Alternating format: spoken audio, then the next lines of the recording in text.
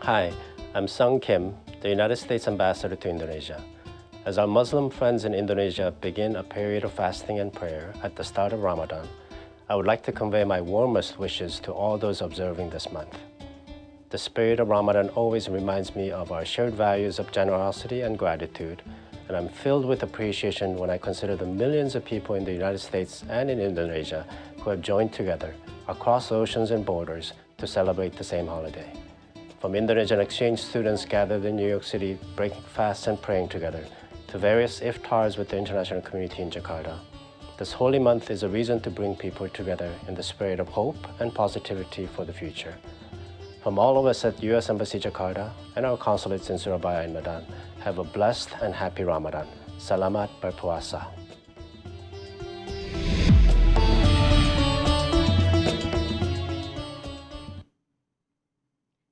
Good afternoon, everyone. Welcome to Ad America with me, Andrea Oriel, as your e-guide for today.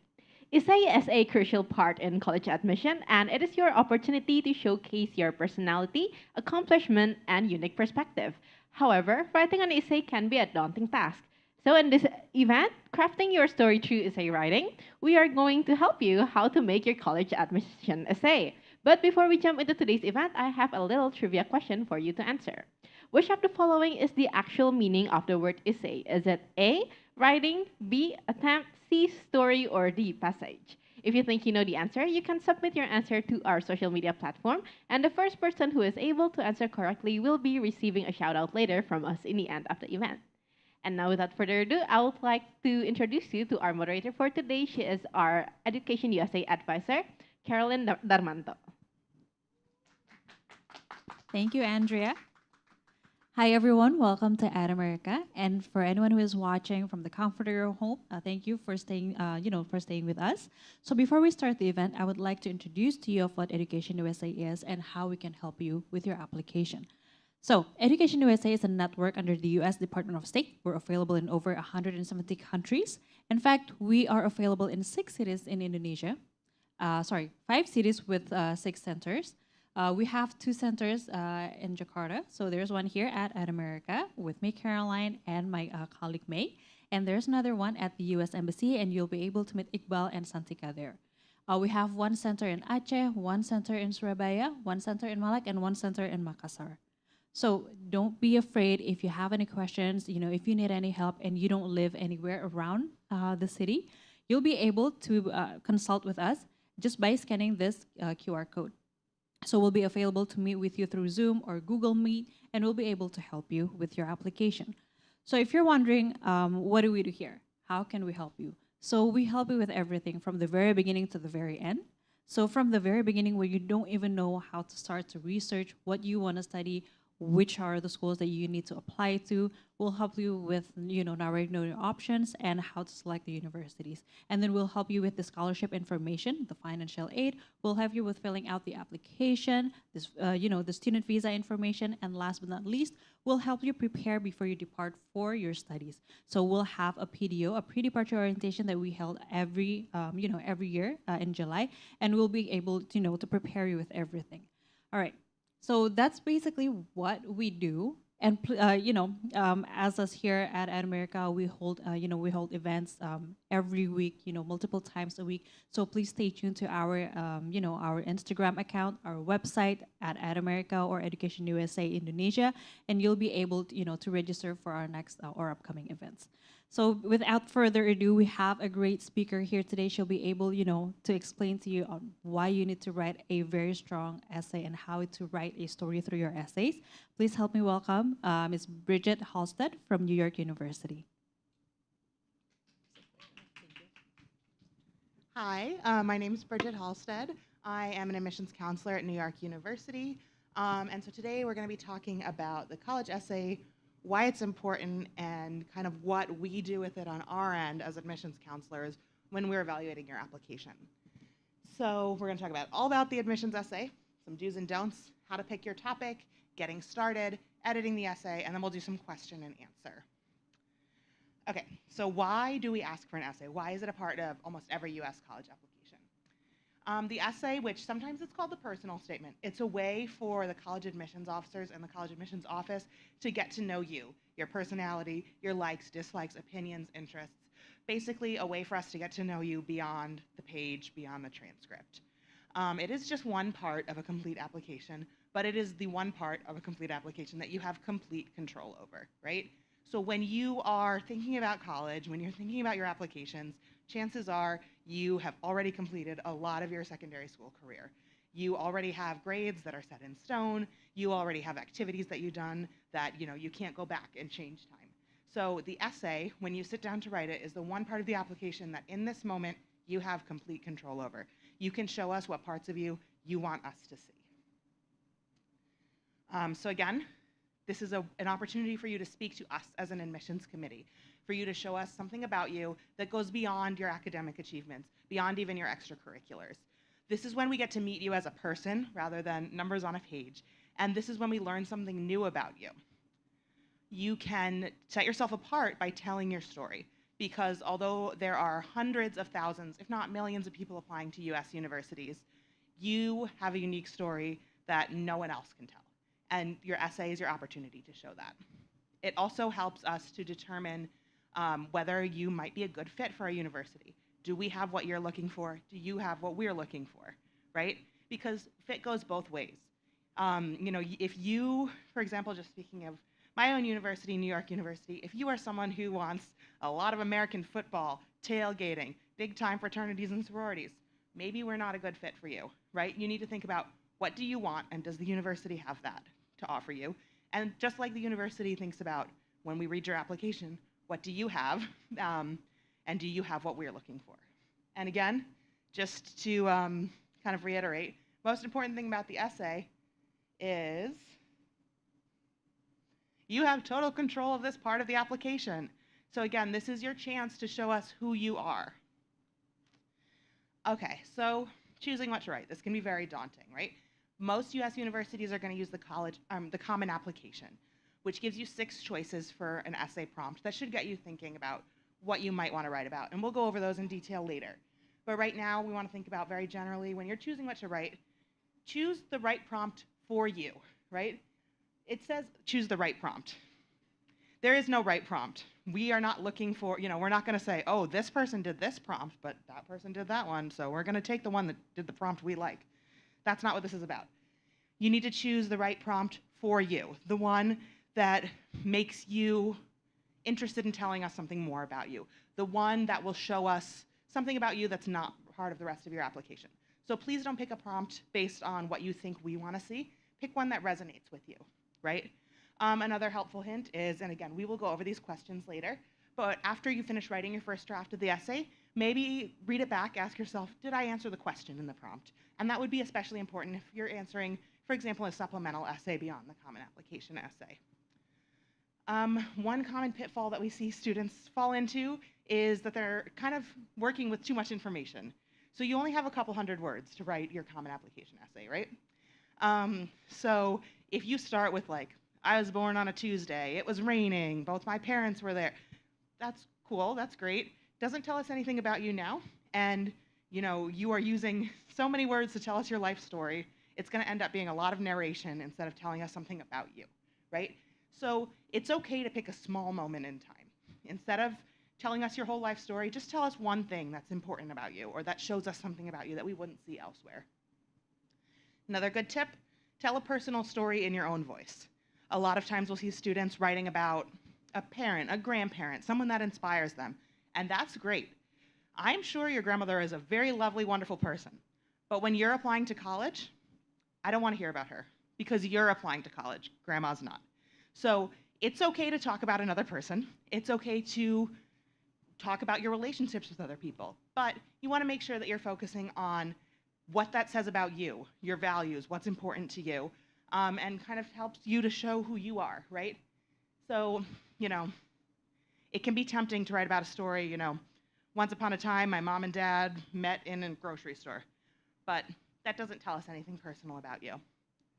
One question you might want to ask yourself, if a stranger read my essay in front of my family, would my family members know that was my essay, right? So Are you telling a story about someone else, or are you telling a story about yourself? Next tip, be specific. So a lot of times we'll see cliches and platitudes, right? Sometimes I will get emails from students that say things like, I want to be in the city that doesn't sleep, or I want to go to New York because if you can make it there, you can make it anywhere. That's cool, but when you're writing a college essay, those aren't your words. And when you have a limited amount of space, you want to make sure that you are using that space effectively, using your words telling us about you. So using those cliches and platitudes, not only are they cliches for a reason, but they also take up valuable space where you could be writing something about yourself that tells us something new about you. You want to think about, what are you trying to get across? How does this information impact you? What does this tell a stranger about you? And last but not least, new information. So the essay shouldn't be regurgitating information that we already know from the rest of the application. Okay, let's break this down for a second. If you are someone who is a competitive swimmer, and swimming is your whole life, and it's taught you life lessons, you've made friends, you've discovered who you are through swimming, that's great. We will see that in your activities section, but it's also okay to write an essay about that, because you're expanding on that. You're giving new information. So while the basic might be the same, I'm a swimmer, expanding on that, giving new information in an essay helps us to kind of learn more about you, versus an essay that's like, I am a swimmer. When you swim, you get in the pool. Then you go like this. Then you get out of the pool. Then you take a shower. We already know that, right? So it's okay to kind of dive deeper into something else if that's in another part of the application. But if you find yourself repeating information that we might already know, you might want to think about, is there a more effective or efficient use of that space? Okay, so a couple things you might want to think about when writing an effective essay. When you pick a topic or a theme, maybe you want to think about picking something that you strongly relate to, because that will help you to kind of have a more personal touch to your essay, right? You're writing about yourself, you want to show us something that's personal to you. You've probably learned this in 5th grade, but a strong opening paragraph pulls the reader's attention in and focuses the rest of the essay, right? So back to basics, that's something to keep in mind even when you're writing a college essay. Again, you only have so many words in your essay, right? A couple hundred at most. So you want to make sure you're addressing the topic, the theme, in a direct way, and that if there's a question, you're answering the question instead of kind of meandering, losing focus in your essay, because you do have space constraints. Natural language. Thesaurus.com is a great tool. Wonderful, helps you learn new words. But if you find yourself using it for every single word in your essay, maybe it's not a good idea. You want to make sure that you're writing the way that you would speak, right? Because we can't get an authentic look on who you are if we can't hear how you would speak to us. And then you also want to use concrete examples, right? Based on your firsthand observations, not generalizations. So to go back to that swimming example, right? You could write, I like swimming because it makes you strong. There's, I love the water, swimming is great. That tells me nothing about you except you swim. But if you do firsthand experience, right? I broke my arm, I didn't know if I would ever get back to swimming. I spent months in the gym, I persevered, I was going back towards my goal of swimming, and finally I got in the pool, and I went to my first race and I lost, but I felt like I had still conquered something because I had worked hard. That tells us a lot more than, I like swimming, it's fun, I get in the pool, I swim a race, right? So you want to be relying on your own concrete experiences. Some misconceptions when it comes to college essay. A lot of students will think they need to write something that we've never seen before. The reality of it is, that's not a concern you need to have. You don't need to have had a mind-blowing experience. You don't need to have been doing something that no one else has ever done before. We know you're 17. It's not a secret. It's okay if you have experiences other people have had. I've read really great essays about service clubs at school, about sports, for example. These are common experiences that a lot of people have had, and they've been really successful. So you don't need to kind of worry about writing something that sets you apart or is something so unique we've never seen it before. Instead, you might want to focus your energy on writing something that shows us who you are as you are. Another misconception, I've never competed in the Olympics, jumped out of a plane, or cured cancer, so I'll have nothing to write about. Same vein. You have experiences that are worth talking about, that are worth sharing, and that are unique to you, even if they might not seem unique on the outside, right? With that swimming essay. there are lots of kids who are swimmers. But there are some parts of that that are unique to you and your experience. So it's okay if you're not Michael Phelps. It's okay if you haven't changed the world. Again, we know you're 17. The most important thing is to show us who you are as you are. Last one, nothing has ever happened to me, so I don't have a story to tell. Well, you do. You might think nothing has ever happened to you, right? You might think you have a very boring life, but I assure you there is something to write about. Like I said, I've read very wonderful essays about things as small as a family dinner, a club meeting at school. So you do have something to write about, but you don't need to put the pressure on yourself of, I need to show that I've done something that no one has ever done before. I need to show that I have been more amazing than everyone else in the world. You don't need to worry about being more than, you need to worry about being yourself. Okay, what should I avoid writing about? Kind of a long slide. Listen, there are ways to do almost all of these topics well, but we're going to talk about some of the pitfalls, right? Politics and religion, there are ways to do that essay wonderfully. There are students who have politics or religion as an integral part of their identity, something they've learned from, grown through, so on. But you need to make sure that what you're writing about says something about you and your experience. We don't need a political treatise. We need, again, with the US application, it is going to be about you and what you would add to our campus community. I know I'm going to sound like a broken record through this whole thing, but that really is what it's about. Anything that might embarrass the reader, make him or her feel uncomfortable, or which might possibly be offensive. I don't think I need to explain that. Again, with the romantic relationships, there are ways to do it well, right? Just as a rule of thumb, is this something that tells about me? A lot of times the pitfall with the romantic relationships essay could be like, I hate my ex, they're horrible, and here's why. That doesn't tell us anything about you. Subjects that can leave a negative perception about your personality or habits, right? Don't stress, read it back, have a friend read it, kind of think, what would a stranger think about me if they read this? We talked about this already, another person as the center of your essay doesn't really help me get to know you as a person. Okay, this is a wall of text, but these are this current year's common application prompts. I'm not going to read them all out because they are easily Googleable, but I put them here because I want to show you the kind of variety of subjects you can choose from on the common application, right? So these questions are wide open on purpose. So there is something for everyone to write about within these topics. Okay, if you're like me, when I was 17, I started to write my college essay and just could not do it. I stared at the screen, Microsoft Word, blinking, blinking, blinking for hours, had no idea where to start. So how do you get started? First of all, don't commit to a topic right away, right? It's okay to kind of free write on everything. Your first draft is not your final draft, right? And it is a good idea to write drafts. So maybe you read all the prompts and write one paragraph for each and see where that leads you. There will be one or two that maybe you're more drawn to than others. Again, read through the prompts. Is there a story or an anecdote, something that happened in your life that will help you clearly explain, answer the question, illustrate the topic, right? That's a good way to choose a prompt as well. Address the who, what, when, where, and why. Again, this is probably writing advice you got a long, long time ago, but it's worth repeating because sometimes when you read a college essay that starts in the middle of the action and it's like, Jane was walking down the street, I couldn't believe she had done that. Who the heck is Jane, right? So I do want to have context. Write in the first person and in the appropriate tense. It would be really weird if I wrote my essay that was like, Bridget was standing on stage. She was talking to some students. She was talking in a microphone. That would be really weird. Just write in the first person. 5-paragraph format.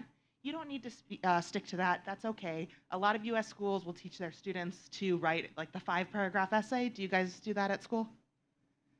Okay, cool. A lot of US schools will do that. You don't need to stick to that format. The college essay is more about you. It's not an academic piece of writing. And again, write like you would talk, but be mindful of the audience, which we have discussed earlier.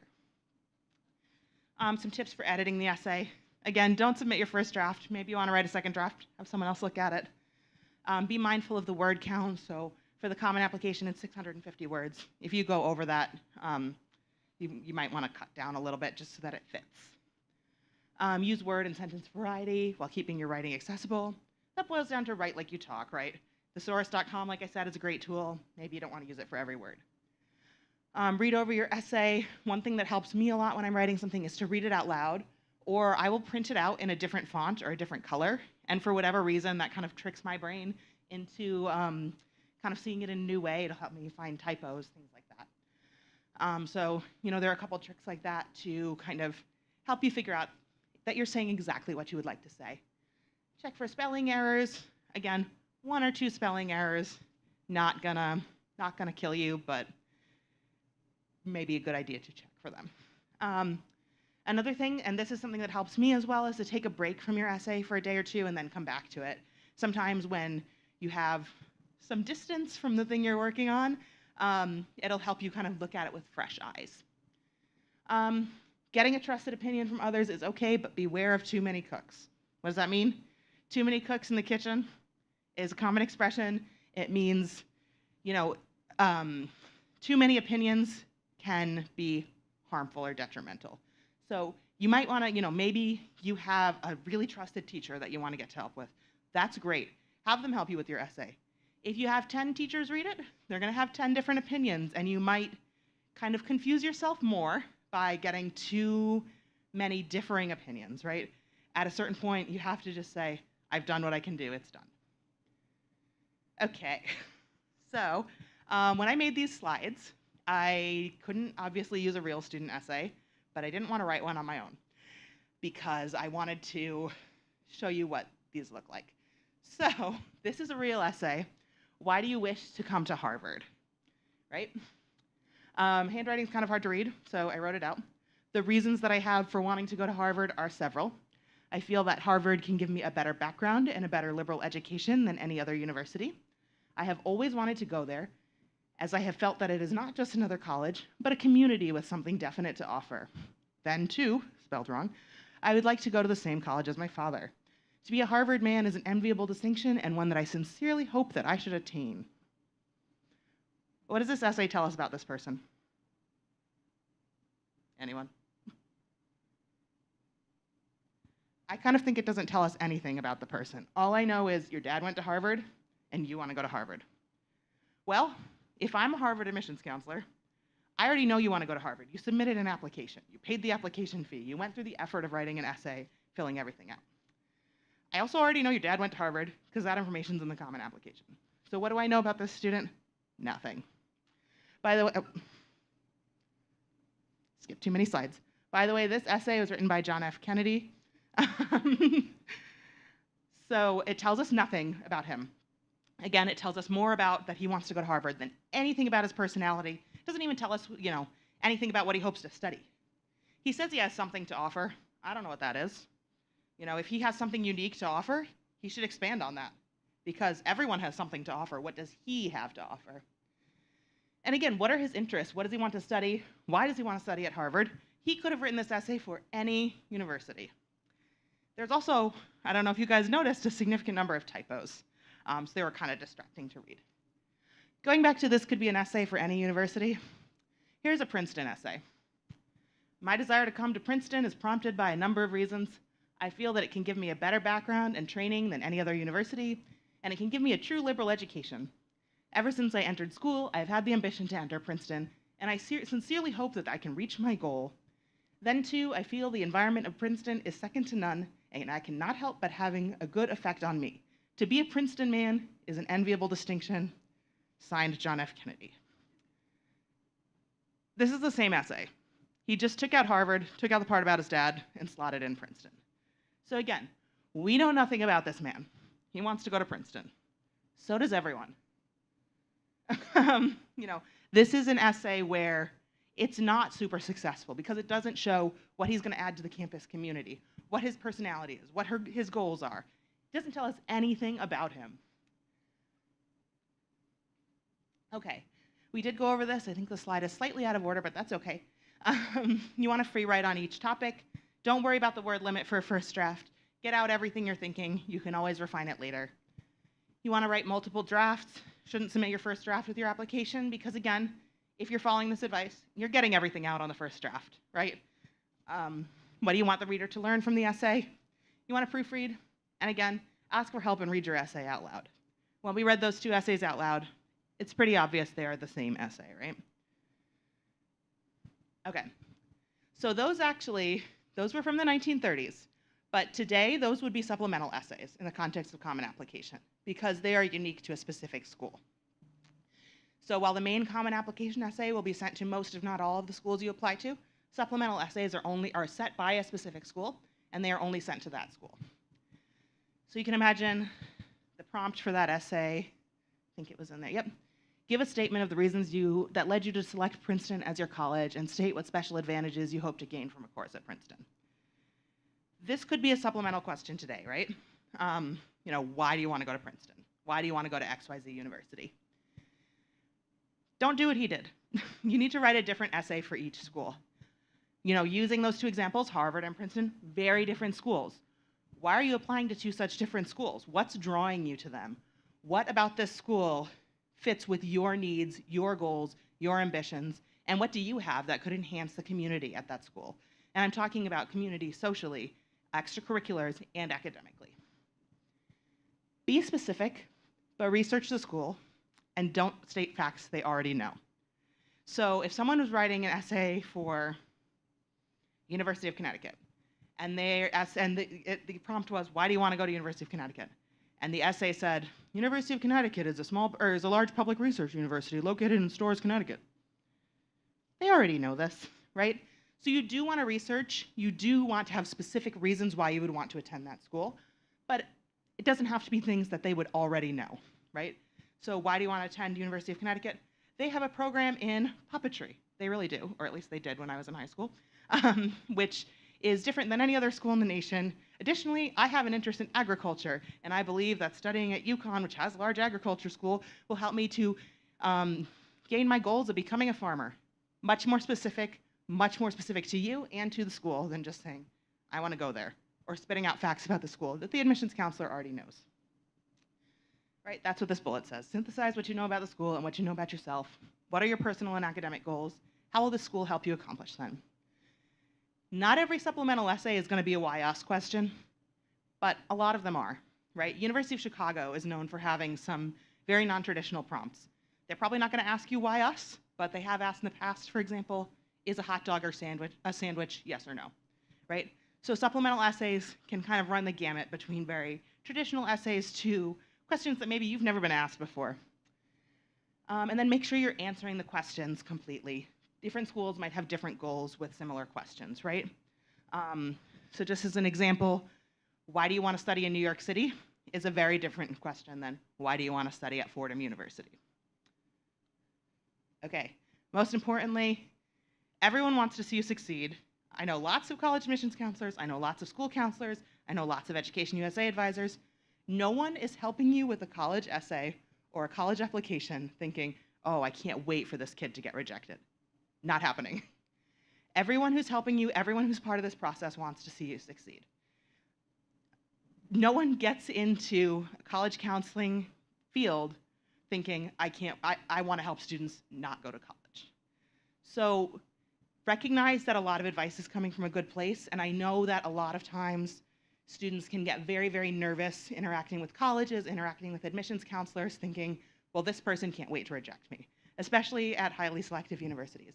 And I promise you, that is not the conversation that's happening. So as much as you can, I know this is a nerve-wracking process, but as much as you can, try to mitigate those nerves. No one is wanting to see you fail. No one is wanting to see you turn in an essay that doesn't show about you, right? Everyone, in almost every step of this process, is wanting to help you and wanting to see you succeed.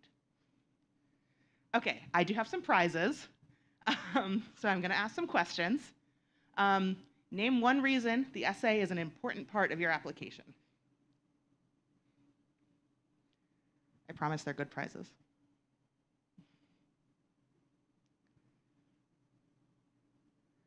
Yes. So one reason the essay is important, a part of your application is basically to get the college admission to get to know you and what your goal is and how can you contribute to their community as well. So. Perfect. Can you hand her a prize? Dealer's choice, yeah. Whatever you want to give her in there. Ooh, you win NYU socks. Yeah. Okay, what is one common essay mistake? Yes.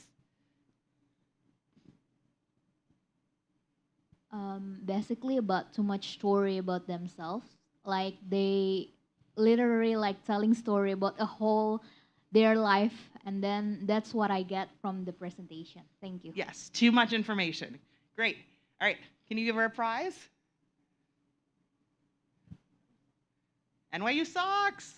All right, they're really comfortable. I have a pair. Name one strategy for refining your first draft of an essay. Yes.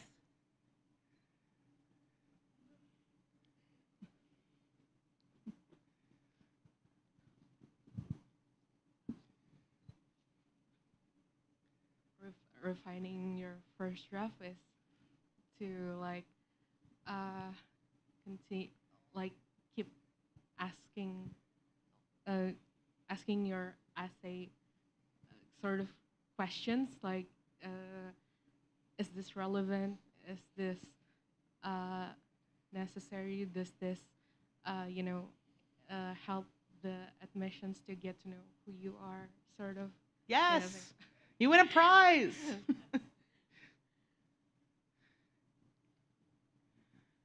Ooh, NYU Shanghai stickers. Okay. How might a supplemental essay differ from the common application essay? Last question, and I know there's one good prize left that hasn't been given out yet.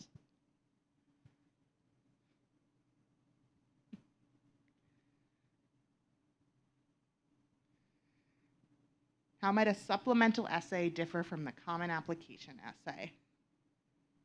You got it, you got it. I see you. I see the microphone next to you. You got it.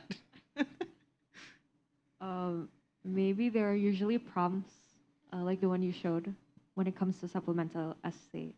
Yeah, they're different. They're specific to the specific school you're applying to with a supplemental. Common application essay is sent to almost every school you apply to. Yeah, you get a prize. Ooh, a squishy camel from NYU Abu Dhabi. Okay, so now we can do some Q&As. Right. So the Q&A question we'll take questions from the audience here, and we'll also take questions from our audience online. So if, guys, if you're watching online, if you have any questions, please feel free to type that out on the comment box, and we'll read the questions later. Okay, Bridget, you can take a seat. You can stand up. It's really your choice. All right, I'll come over here.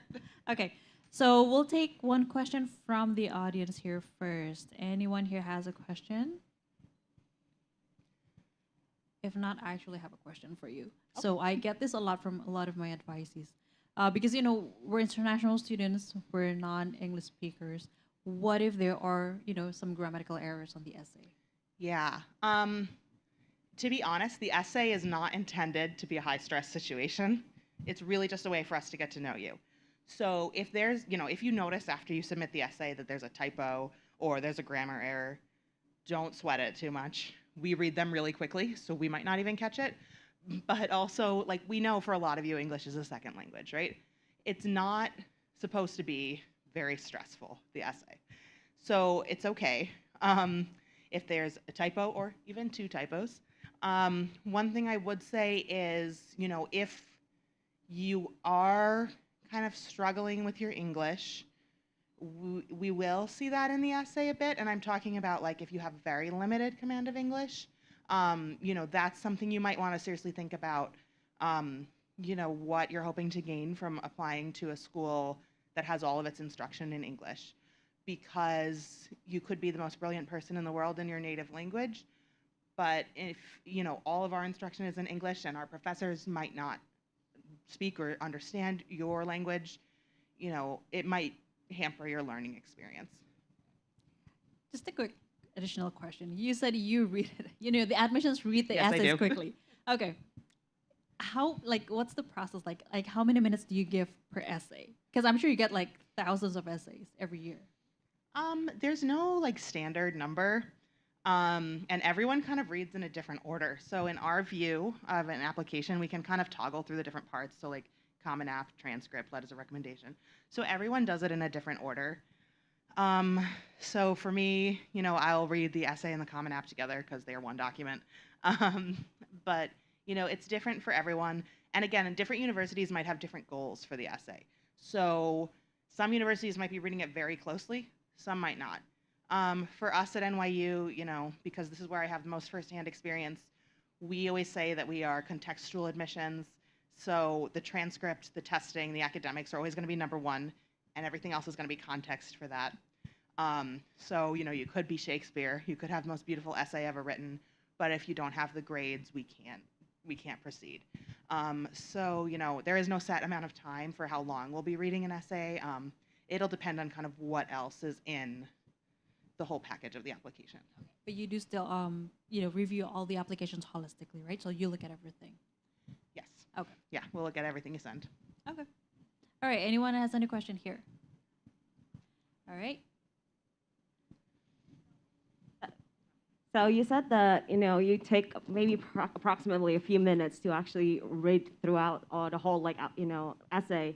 But what are your tips to actually I don't know, get the attention of the admission as well in order for them to actually take more notice of our essay as well? I don't know if I have any, to be honest. We read very, very high volumes of essays.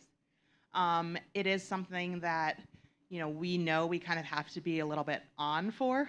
So, for example, if I have a day where I get to work and I'm feeling a little bit tired, maybe I don't start reading applications first thing in the day. Maybe I'll do something else instead to start off the day and wait until I have more energy, right? Because we know that you put a lot of effort into these applications, these essays. We know that this has been a significant part of your life for many months, if not years. And so we want to give that essay, that application, the attention it deserves. And so, I don't know if I have any tips for standing out because we are reviewing each person as an individual. So no matter what the person I read before you or after you has to say, when I'm reading your essay, I'm focused on you. Does that answer your question? Do you have any other questions? Okay. All right. So we have a question online. This is from Instagram. It's from Bia. The question is, how can you structure an education essay to effectively convey your ideas and arguments? That's a very good question. That's a great question. And I think it's different, right? If you're applying in the US versus UK or somewhere else in the world. In terms of structuring the essay, right? I know I had said stay away from a 5-paragraph format. Listen, if you are comfortable writing that way, write that way. It really is more about you than anything else. So there's no formula to follow. In terms of structuring an essay, make sure that you are getting across the most important information in a way that shows us it's the most important. So in terms of structuring an essay, maybe you want to lead with that.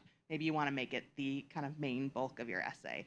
But in terms of a physical structure, I'm not going to say, okay, it has to be 6 paragraphs. The first paragraph has to be introducing you, because the reality is there's such a diversity of people applying and such a diversity of viewpoints that everyone's is going to look a little different. Okay. Right. Another one from Instagram. I think this is another great question as well. This is from Alex. His question is, how can you use research and evidence to support your claims and strengthen your education essay? Yeah, wow, that's a good question. And it kind of ties into what I was just saying about UK essays being different, right? Because theirs will be a lot more focused on what you want to study, why, and what your qualifications are. And you can write that in ours too.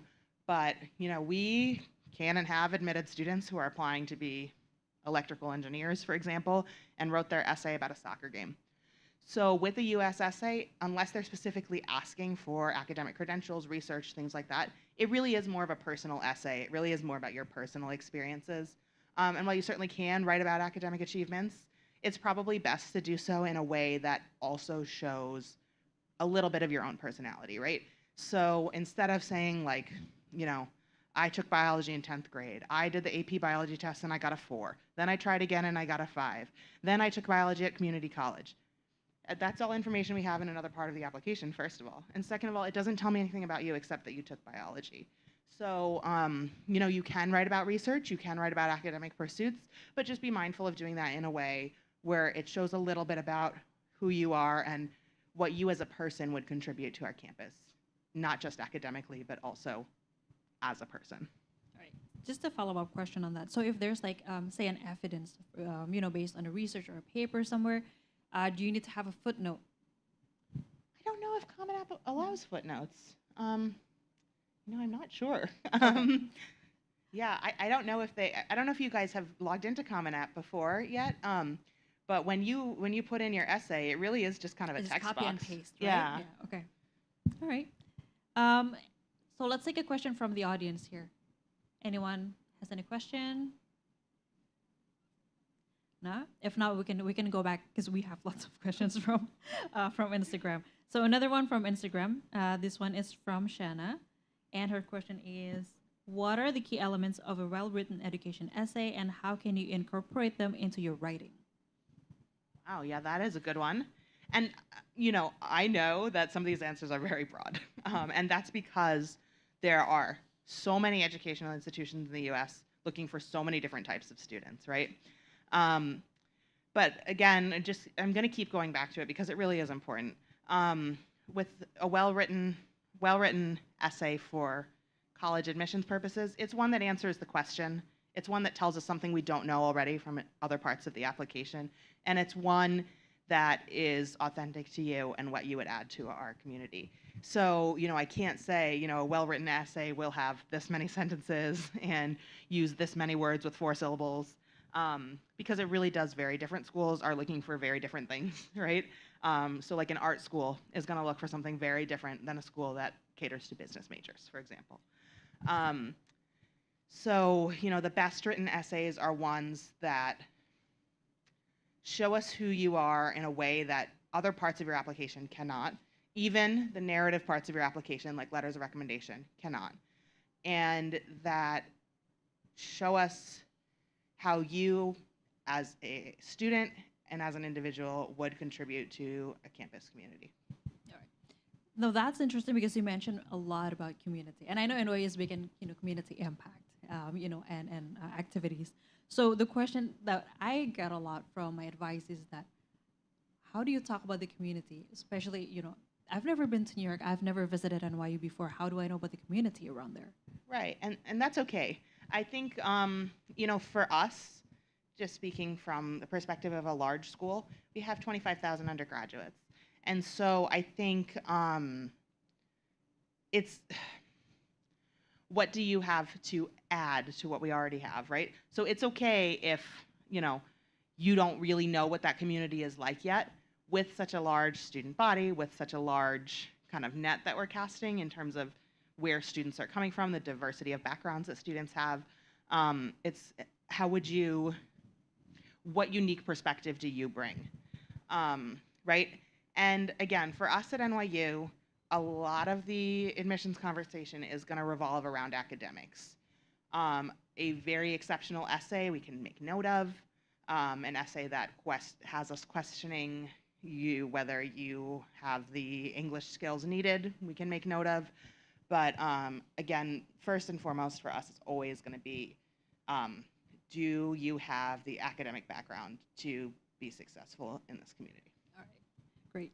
Talking about the academic backgrounds and the acceptance rates, you might want to share the acceptance rates for NYU and why is it important for, you know, for everyone to have good grades, you know, good activities, and write a very compelling essay. I can share that.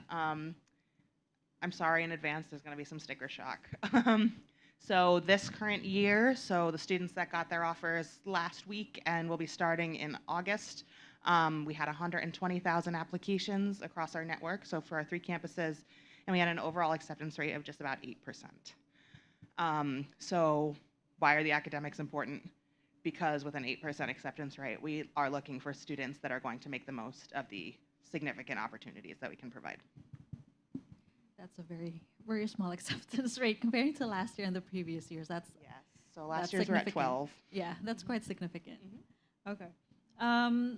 Anyone here has a question? All right, we have one over there. Okay, thank you. I want to ask about, can we know about the hint, what kind of a student the school wants us? Thank you. Yeah, specific to NYU? Uh, no. Okay, great. Um, yeah, this is another question where it's going to vary based on the school, right? So a very small school might be looking for students who have very niche interests, right? So just to share a personal story, my brother went to art school. They were looking for artistic ability, potential, teachability as one of the most important things, right? That was a big, big part of the admissions package. At some other schools that maybe don't have those artistic programs, the grades are going to be all the much more important, right? So in terms of what the school is looking for, it depends on the school. It really, really does. Some schools put a lot of emphasis on things like the essays and the activities. Some schools will view it as kind of context for academics. So it really does vary. Um, Unfortunately, it really does vary, but you know, I can say every school is looking to see that you are someone who has been, who is motivated to continue on in their studies, and someone who kind of has demonstrated that in the past. Does that answer your question? Do you have any? Okay. All right. So there's another great question from YouTube. That's from Esa Nuansa. The question is how to make our dream or goal in the essay to be more realistic to achieve by entering the school. That is an interesting question. That is interesting. I think, you know, I said it before, but you guys are 17 for the most part. We know that. And to that end, that means that a lot of dreams are still, or goals are still possibilities, right? Nothing is set in stone for you guys when you're applying for an undergraduate degree, right? A lot of students, for example, will start in one degree program or one major and change completely. I have friends who started college studying English or political science and ended up being nurses, for example.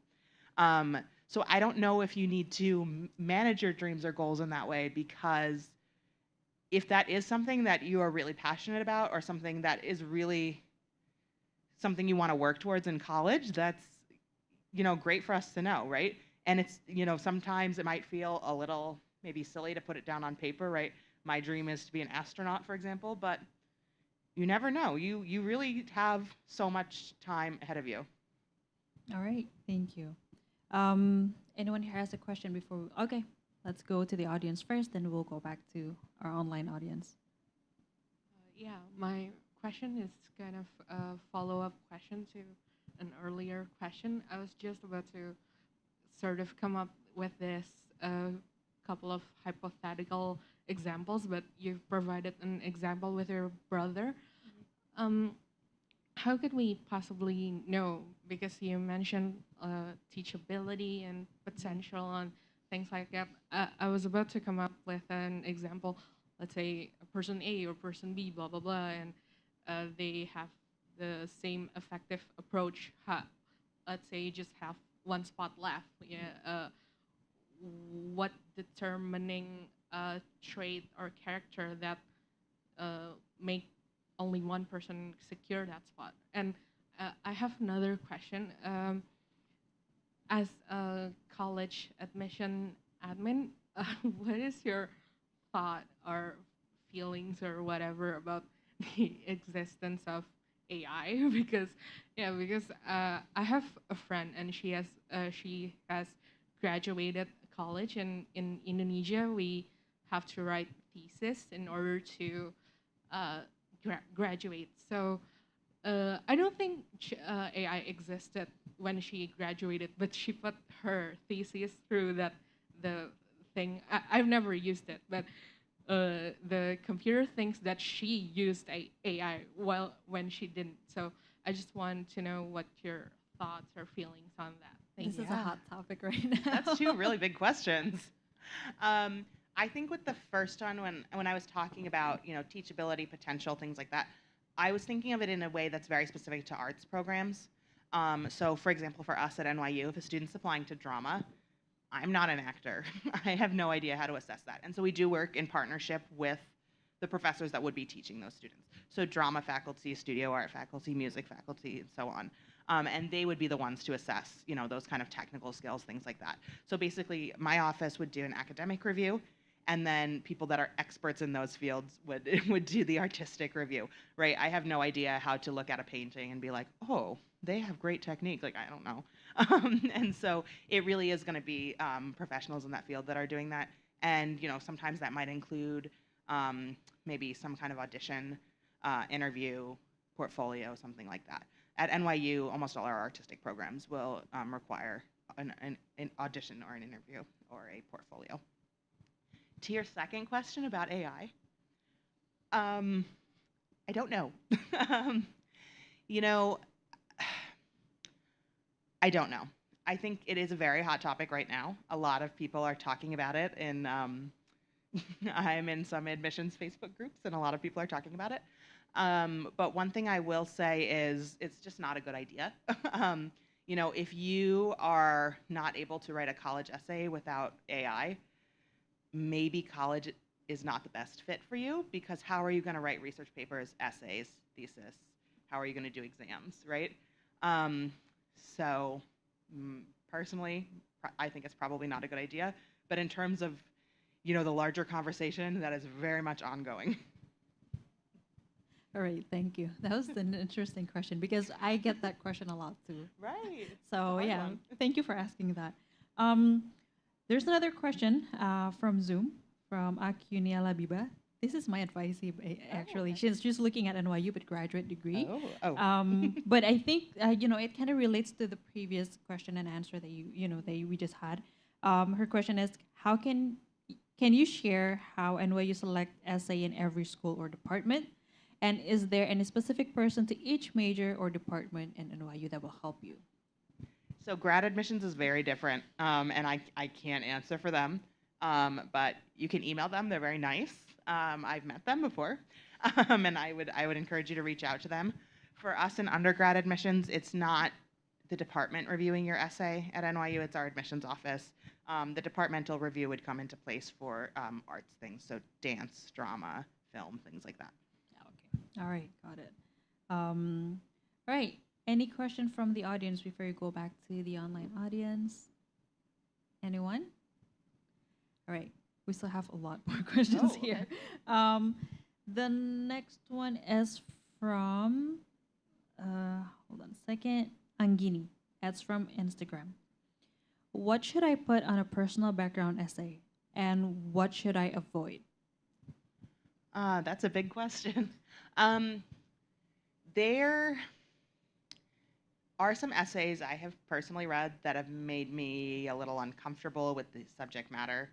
I would avoid anything that's very explicit, anything that you think might make a stranger think badly of you. But, in terms of what to write about, what to avoid, there's ways to do a lot of topics well, right? I read one about, I think it was a puppy or a kitten, I don't remember, that was like extremely sick. And at first I was like, what is this essay? Like, I don't get it. But by the end of it, I had learned a lot about the student, their actions, their feelings. So there is a way to do a lot of essays well. I've even read very good ones about Taylor Swift. So I wouldn't say there's anything to hardline avoid, unless I've read essays that have revealed almost too personal information about a student that maybe I don't need to know. So, I would just think back, do you want a stranger to know this about you? If the answer is no, don't write it down. That's pretty simple. Yeah. Yeah. All right. So, it's interesting you mentioned Taylor Swift because sometime last year I got tons of essays that revolves around, right? So the many, yeah. songs, the lyrics, and everything, and some even open the essays with their lyrics. Yeah. Now, what are your thoughts with someone opening an essay with a quote from somebody else? There's ways to do it well, but if the quote is half your word count, it's not going to really help you. If it's a few words, if it's a sentence, and it helps you to kind of further the essay along, that's great.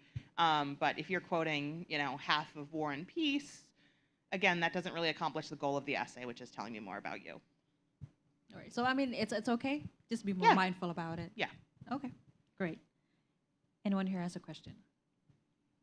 No? All right. So we'll try this one question from Anne. I think this is interesting. What are some of the common mistakes to avoid when writing an essay? And how can you ensure that your writing is clear, concise, and persuasive? Wow. Okay. I'm going to answer the second half first because it's the easier part of the question. Ensuring your writing is clear and concise. I would write multiple drafts. Have someone you trust read it over. You know, like we said, too many cooks ruin a stew. That's the expression.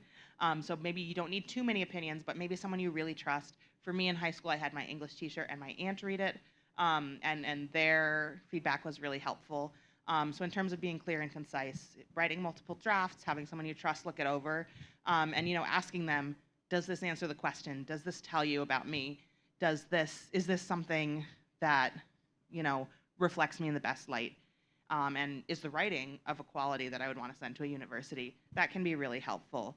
And then also just taking a step back, maybe write a draft and then leave it for the weekend, go do something fun, and come back to it later. Sometimes looking with fresh eyes can help too. And then the first half of the question. What are some of the common mistakes? Again, there's a way to do almost anything well. But some common mistakes. The wrong university name. Honestly, even that, again, it's not supposed to be a high stress situation, right? So, you really shouldn't be using the same essay for every university, but if you do, and if I read an essay that says like, and that's why I would like to attend Cornell, it's not going to be something that makes or breaks you. For us at NYU, every university is going to do it differently, but really, we're not trying to stress you out. We really are trying to make this process as easy and seamless as possible. And so if you do notice something like that after, you can always email the admissions office, say, I have a correction.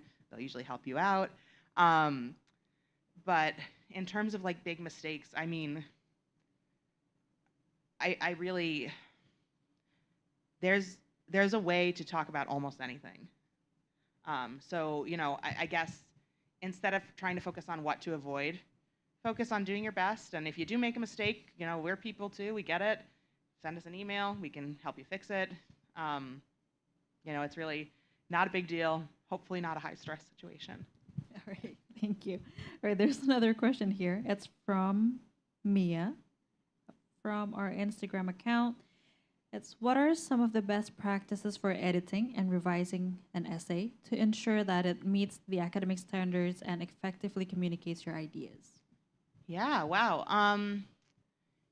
It's going to be individual to each person. For me, one thing that works is going back to having someone else read it.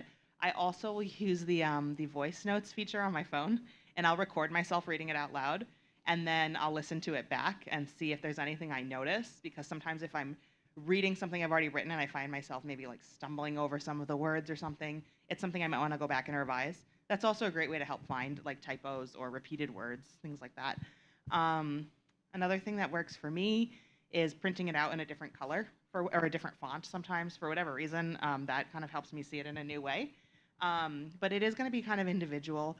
Those are also some of the tactics that help me in school revising essays. So, maybe you want to think about what is the way that I would revise an essay that I would write for an English class at school or a history class at school, and think about how can I use those skills on my personal essay also. All right, great, thank you.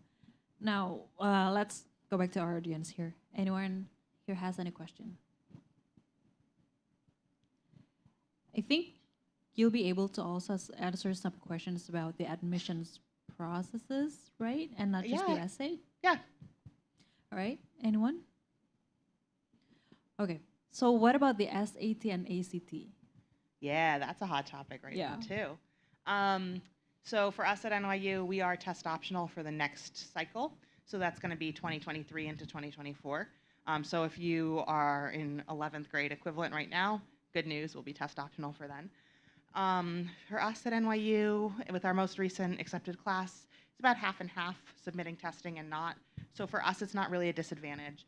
But, it is a big conversation in the US right now. A lot of schools went test optional during the pandemic because there wasn't a lot of access to testing sites and things like that.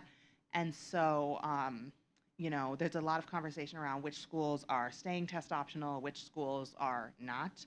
So there's a couple schools in the US that have recently made permanent decisions. So I think going forward, your best, there's not going to be a blanket statement that works for every school, right? So I don't think going forward there's ever going to be a time where you say every school requires the SAT or every school requires or does not require the SAT. So I think, checking their website, getting in touch with them is helpful. Because, some schools do use it as a tool. Some schools don't. There's a lot of different thoughts surrounding it. For us at NYU, because again, that's what I'm most familiar with. We, like I said, will be test optional next year. But for us, testing could be a lot of things. So SAT, ACT, we can take 3 AP tests, we can take A-level predictions, IB predictions, national exam predictions in some cases. So it really varies school to school, and even that testing, which test they'll take will vary. Yeah. So let's say, because NYU is optional, right? This year, Yes. previous year, next year. Does it mean that it'll be helpful for students if they submit their test scores? Yeah, I mean, yes and no. Some students yes, some students no. My advice, like I said, we were half and half this year, submitting testing and not of our accepted students. So it doesn't hurt you to not submit it. My advice would be to look up what the school's middle 50% range is, right? And that's the range where their most recent class, 50% were in that range of test scores, 25% were below, and 25% were above. And kind of see where you might fall in that range. If you're significantly lower, maybe it's a good idea to apply test optional. If you're in that range higher, maybe it's a good idea to send testing.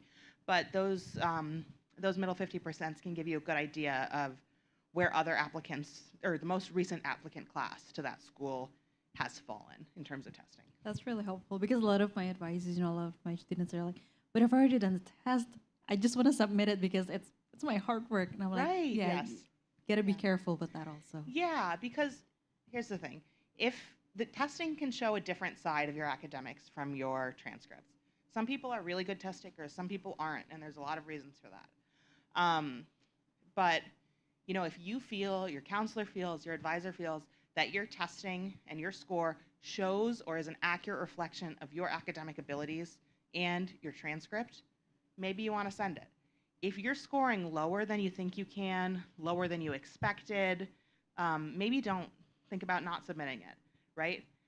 If your scores are, exceptional and your transcript's good, maybe you want to think about submitting testing because it shows a different side. If your transcripts are exceptional and your scores are low, maybe just send the transcripts. All right, that's a great information. Right, so we have one question from Twitter. It's from Fitri. The question is, what is the difference between a rolling admission and a deadline-driven admission process? Yeah, I've worked at both types of schools actually, so I can help you out with that. So rolling admissions means that there's no deadline, or the deadline will be later than other schools, we'll say, because a lot of times schools that have rolling admissions will have some kind of deadline for international students, and that's just so that they can get you your I-20. But for rolling admissions, they will accept students as long as there are still places. So, it doesn't matter, if you apply in October or February. If they have a space for you and they can take you, they will consider your application. Deadline-driven admissions is a little different because a lot of schools that have hard deadlines will have different admissions plans. And this is for undergraduate only. So 3 things you might hear a lot are early action, early decision, and regular decision. Early action, in most cases, is what we call not binding. So that means that you can apply early and get your admissions decision early, but when you get your decision, you can still continue applying to other schools, and you can use that as a way to compare offers. Early action is a way to get your decision early. Early decision is different. Early decision is what we call binding. And what that means is when you apply early decision, you will sign an agreement, and your counselor will sign an agreement saying that if you are admitted to this school, you agree that you will attend, you will withdraw all of your other offers, and you will deposit at this school.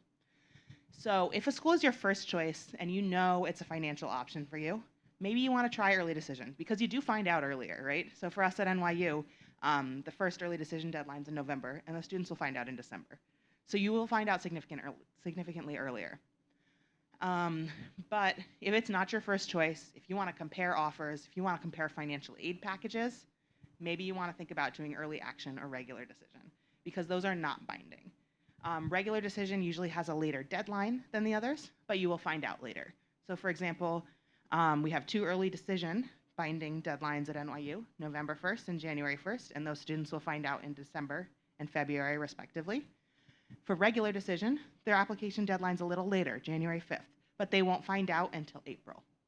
So you will be waiting longer for a decision, but it is not binding in any way, meaning you could apply to 10 universities under regular decision, get all your decisions in, and then kind of pick and choose and weigh your options. If you are someone who needs to compare financial packages, that might be a good option as well. All right. There's actually a question about early decision and early action from Nabila from Facebook. The follow-up question from that is that how do they affect the admission process? It's different at every school. A lot of schools with early decision plans will use that to fill up a good chunk of their class, because when you're applying early decision, you're essentially telling the school, you are my first choice. I will go here if you accept me, right? And universities are places of learning. They're also businesses, and they need students and tuition money to pay for things like professors and dorms. So, you know, a lot of schools will use early decision as a tool to fill up their class, because they know if I accept the student, they will come. But it really is going to vary from school to school. Some schools will fill up most of their class with early decision, some will fill up a smaller percentage. So it depends. But if a school is your first choice, if you know the financials are going to be okay for you, even if you don't get a financial aid package, for example, even if you don't get a scholarship, maybe early decision is a good idea, even just for your peace of mind. You know, knowing a few months early when all your friends are still waiting on decisions is kind of a cool feeling, and you know, you just get to kind of chill. So is there a difference in the admissions acceptance rate for early decision, early action, and regular? Depends on the school. For us at NYU, we actually don't break down those numbers by rate, so I can't tell you that. But you know, some schools, yes. Okay. All right. Now, talking about early decision and how it's binding and how you need to attend the school if you're accepted. What happens if the student or a family can't pay for the tuition? Well, ideally, that's something you would want to really consider beforehand, right? A lot of, if you are a U.S. citizen, permanent resident, which, you know, there are U.S. citizens living abroad, one thing you might want to look at is what's called the net price calculator on the school's website. That will often give you an idea of how much federal aid you might be eligible for. So need-based loans, possibly Pell Grants if you're eligible, that kind of thing. At NYU, we also have, it's labeled on our website as, I think, College Board Net Price Calculator, and that one will also take into account assets, investments. It's a little more detailed, and that one will work out for international students as well. And you can get an idea of how much financial aid you might be eligible for, you know, a ballpark area if you are admitted to NYU. So the net price calculator can be a good tool in figuring out, you know, could this be a financial possibility? I don't encourage students to apply early decision if they're not sure of the finances, because it is a major, major, major investment, and I don't want you to risk your financial future to do early decision, right? However, if you read the fine print on the Common Application, you can request to be released from an early decision agreement for financial reasons. So if you do get into a university, the financial aid package is not what you expected at all, there is no way you can afford this university. It is just not a possibility. I would encourage you to contact them. And for, you know, for more information about financial aid, scholarship, and whatnot, students or, you know, they can contact the financial aid office or the admissions office, right, at any time? Yeah, absolutely. And a lot of schools also have really built out financial aid websites. We do at NYU as well, where you can find information, I mean, down to like detailed tutorials of what to submit, when, and how. So, you know, yes, if that's something that you need, ask for it. Thank you. Any more questions from the audience? All right, we have one right here, our photographer.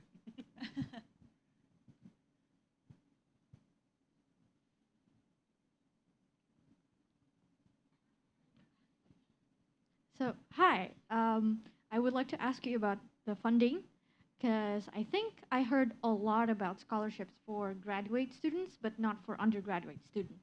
So that's all. Thank you. Yeah. So much of these answers are going to be, it varies by university. But some universities will give need-based aid to financial or to international students. NYU does. But the how to phrase. Some schools will also give what's called merit-based aid, which is based on your accomplishments. Um, some scholarships might have separate applications. Some you might apply with your application. So I'd encourage you to read the university website pretty closely. One thing I will say is there are some schools that meet need for international students, meaning when the school's financial aid office determines from the CSS profile, how much financial aid you might be eligible for, what they do is calculate something called the expected family contribution, which is the amount of money that your family could be expected to pay as determined by the financial aid office based on the information in your financial aid paperwork. When a school says they meet need, they mean that the financial aid package will bridge the gap between what it costs to go to the school and what financial aid determines your family can afford. NYU will do that, but a lot of the schools that meet need like that will be highly, highly, highly competitive. So that is just something to keep in mind. A lot of schools will give scholarships to international students. A lot of schools will do merit-based aid. Some will do need-based aid. But in terms of schools that are meeting need, just be aware that it is not every U.S. school, and ones that do are tending to be very competitive. Thank you. That explains a lot.